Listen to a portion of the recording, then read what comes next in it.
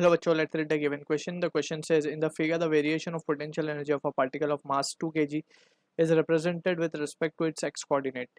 The particle moves under the effect of its conservative force along the x-axis. If the particle is released at the origin, then option A, it will move towards positive x-axis. Option B, it will move towards negative x-axis. Option C, it will remain stationary at the origin. Option D, its subsequent motion cannot be decided due to lack of information. So it is a quite good problem in which we have to use the concept of equilibrium. So सबसे पहले हम बात करते हैं equilibrium की बात कि equilibrium होता क्या है. Under equilibrium we can say in equilibrium जो net force होती है on the body that has to be zero. So ये main part है किसका equilibrium के लिए होने का.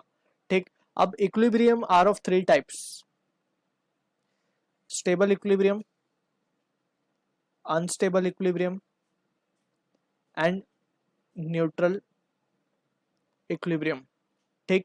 अब बात करते हैं सबसे पहले चेंज इन पोटेंशियल एनर्जी की जो डिफाइंड है. Basically small change in potential energy that is D U is defined as the negative of work done by the conservative force.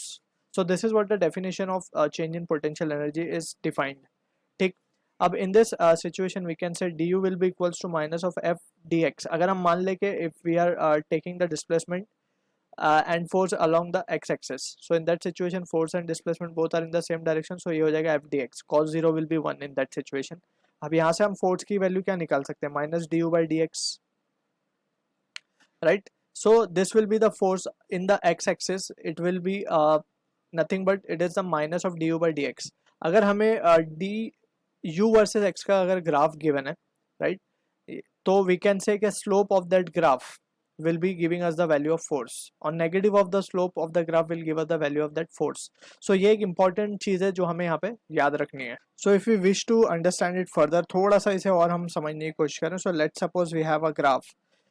Equilibrium होने की कंडीशन सिर्फ एक ही है कि एफ नेट जीरो हो. और एफ नेट जीरो कहाँ कहाँ हो सकता है, that is what the thing we need to remember. अब यहाँ पे अगर हम ग्राफ मान लें कुछ इस तरीके का ग्राफ है. सो इन अगर हम बात करें लोएस्ट पोजीशन पे, टॉप पोजीशन पे एंड एट दिस पॉइंट जहाँ पे हॉरिजॉन्टल हो रहा है graph, this is you versus x का ग्राफ. ठीक है. सो इन दैट सिचुएशन यहाँ पे हम क्या कह सकते हैं, जो स्लोप होगा D U by D X lowest point पे जीरो होगा. यहाँ पे D U by D X again it has to be zero and यहाँ पे भी D U by D X को क्या होना पड़ेगा, जीरो. एंड तीनों ही केस में D U by D X zero होने का क्या मतलब है, इट मीन्स के force acting on the particle is zero. यानी कि पार्टिकल वन पोजीशन पे, टू पोजीशन पे और थर्ड पोजीशन पे क्या है, इक्विलिब्रियम में है. So that is what the thing we need to remember. अब lowest stable equilibrium means potential energy सबसे कम होनी चाहिए, lowest potential energy के state में होना चाहिए, unstable पे maximum पे होना चाहिए, maximum. ठीक. neutral पे, so यहाँ पे हम लिख देंगे. ठीक. so these are the thing we need to remember. ठीक. अब यहाँ पे हमें जो क्वेश्चन में गिवन है, अब straight away we can answer the question directly. अगर हमने पार्टिकल को ओरिजिन पे छोड़ा है, ठीक है, तो ओरिजिन पे हम देख सकते हैं कि सबसे पहले यहाँ पे हम समझना होगा कि स्लोप क्या आ रहा है, D U by D x का स्लोप क्या आ रहा है.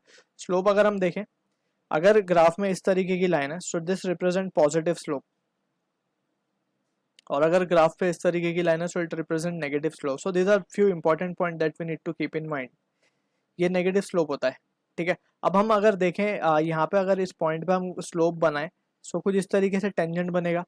This is a positive slope, right. और अगर ये स्लोप पॉजिटिव है, सो इन दैट सिचुएशन हम क्या कह सकते हैं, force on the particle will be minus D U by D x हो रहा है. D U by D x तो स्लोप है और स्लोप पॉजिटिव है. सो फोर्स कैसी आ रही है हमारे पास, force along X is coming out to be negative. यानी कि कहाँ मूव होगा, फोर्स इस पर लग रही है in the negative X axis direction.